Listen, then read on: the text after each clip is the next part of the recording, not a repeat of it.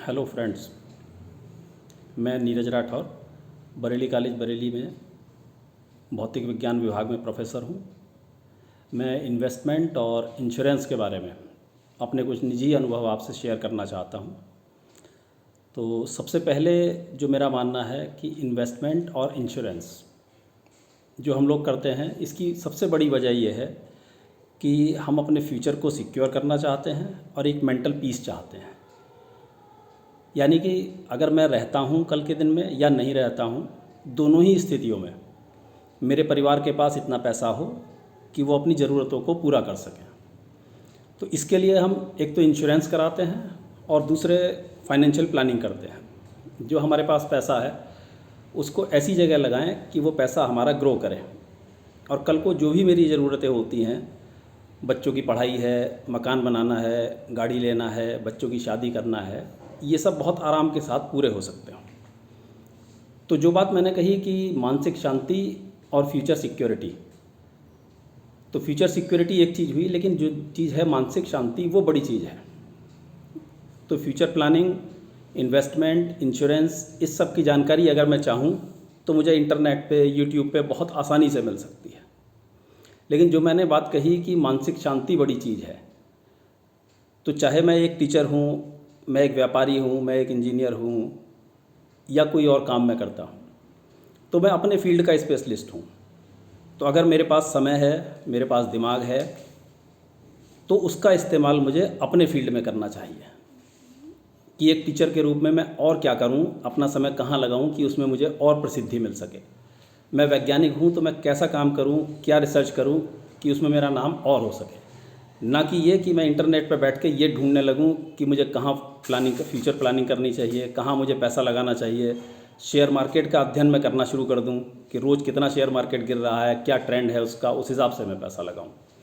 तो इसके लिए मेरा ये मानना है कि जो भी आप इन्वेस्टमेंट करते हैं या इंश्योरेंस लेते हैं, उसके लिए एक फाइनेंशियल प्लानर आपके पास होना चाहिए।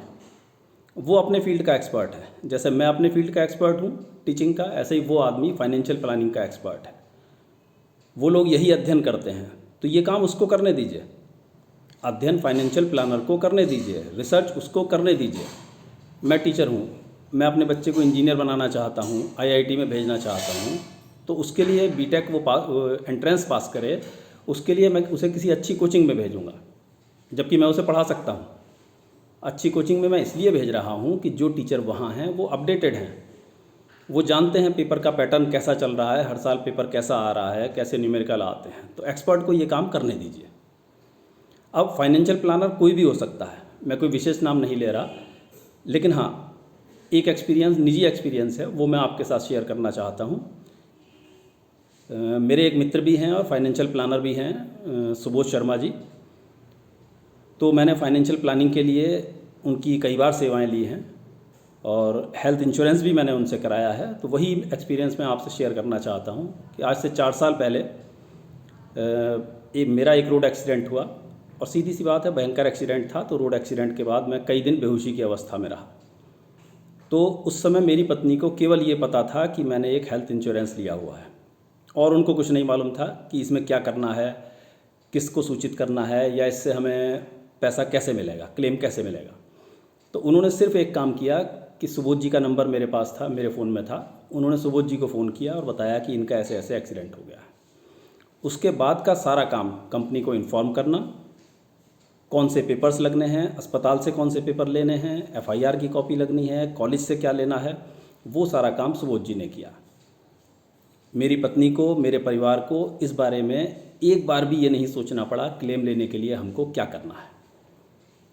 तो लगभग 4 साल मेरा वो इलाज चला है। आप सोचकर हैरान होंगे, उन 4 सालों में लगभग 5 बार हमने क्लेम लिया है, और पाँचों बार पूरी प्रोसेस सुबोध शर्मा जी ने की है। अब आप सोचिए कि एक व्यक्ति जो हॉस्पिटल में बेहोश पड़ा है, सारे शरीर पे उसके पट्टी बंधी हुई हैं, प्लास्टर बंधे हुए हैं, तो उसकी पत्नी को उस आदमी के पास होना चाहिए या फिर इंश्योरेंस के दफ्तर में दौड़ना चाहिए, सारे कागज़ उसको जो है इकट्ठे करने चाहिए। तो इसके लिए एक फाइनेंशियल प्लानर होना ज़रूरी है, और मेरा निजी एक्सपीरियंस जो है सुबोध शर्मा जी के साथ बहुत अच्छा है। इस मुश्किल घड़ी में उन्होंने जो काम हमको करने पड़ते वो सारे काम उन्होंने किए हैं। तो इसलिए मैं कहता हूँ कि एक फाइनेंशियल प्लानर होना बहुत ज़रूरी है और सुबोध शर्मा जी उसके रूप में एक अच्छा विकल्प है।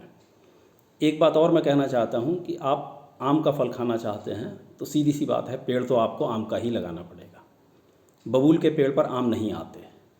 यानी कि अगर आप भविष्य में अच्छा पैसा चाहते हैं तो पैसा आपको अपना ही लगाना पड़ेगा, पैसा आपका ही लगेगा। लेकिन फाइनेंशियल प्लानर आपको ये बताएगा कि उस आम के पेड़ की नस्ल कौन सी होनी चाहिए, देखभाल कैसी करनी है। तो वो काम फाइनेंशियल प्लानर के ऊपर छोड़ दीजिए और उनको ये डिसाइड करने दीजिए कि आपका पैसा कैसे अच्छी तरह ग्रो कर सकता है। फिर से एक बार मैं कहना चाहूँगा कि अगर आप किसी को चुनते हैं तो सुबोध शर्मा जी उसके लिए एक बहुत अच्छा विकल्प है। धन्यवाद।